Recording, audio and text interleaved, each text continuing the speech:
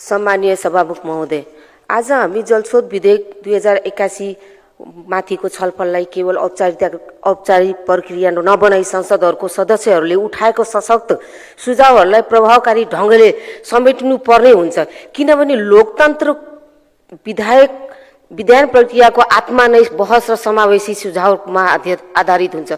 दफा 3 मा गरिएको संशोधन मार्फत निजी स्वामित्वमा रहेको जग्गाको पानी जल स्रोतलाई आयोगबाट अनुमति लिएर व्यावसायिक प्रयोजनको प्रयोग गर्न सकिने व्यवस्था गरिएको छ।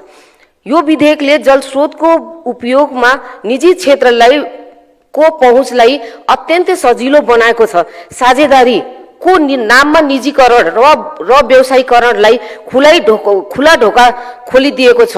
हामीले बुझ्नै पर्छ, पानी केवल एक प्राकृतिक स्रोत मात्र होइन, यो मानव अधिकार हो। यसलाई बजारको वस्तु बनाउने जुनसुकै प्रयास सामाजिक असमानता झनै गहिरो बनाउन खतरा राख्दछ। यस्ता खाली नीति व्यवस्थाले सामुदायिक जल प्रणालीमा आधारित ग्रामीण समुदायहरूको परम्परागत अधिकार र संरचनालाई अपेक्षा गर्छ।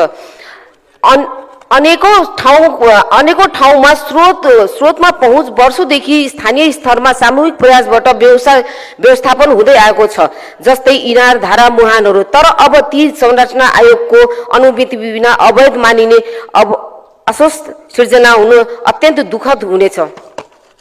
यो विधेयकले स्थानीय सरकार समुदायको अधिकारलाई केन्द्रको मातहतमा धेरै राख्ने गरी व्यवस्था गरेको अवस्था छ।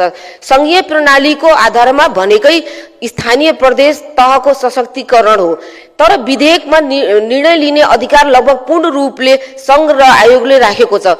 प्रदेश र स्थानीय तहलाई सहमतिको नाममा औपचारिकता मात्र दिएको छ। यो संविधानको धारा 57 र अनुसूची 8 मा उल्लेखित अधिकारहरूमा को प्रत्यक्ष अतिक्रमण हो। यो विधेयकले प्रावधानहरूको समीक्षा गर्दा देखिन्छ कि यो महत्त्वपूर्ण धाराहरूलाई स्थानीय सन्दर्भमा अन्त्यमा नरैनापुरको लक्ष्मणपुर बाँध वर्षौंदेखि त्यो क्षेत्र डुबानमा परिरहेको छ। त्यहाँ खाली अनुगमन मात्रै हुन्छ, धनजनको वर्षेनी क्षति हुन्छ, अनुगमन मात्रै हुन्छ, बर्खा जान्छ तर केही हुँदैन। यसको पूर्व तयारी गर्छु भन्छ मन्त्रालयमा सम्बन्धित निकायले, तर केही पनि हुँदैन। भारतले आफ्नोतिर व्यवस्थापन गर्दैछ, तर हाम्रो नेपालतिर के हुँदैछ र फेरि बर्खा हुँदैछ, फेरि धनजनको क्षति हुँदैछ। यसको लागि विशेष आग्रह गर्दछु कि यो विधेयकमा त्यसको लागि केही बोलोस् भन्ने आग्रह गर्दै आफ्नो भनाइ अन्त्य गर्छु। धन्यवाद।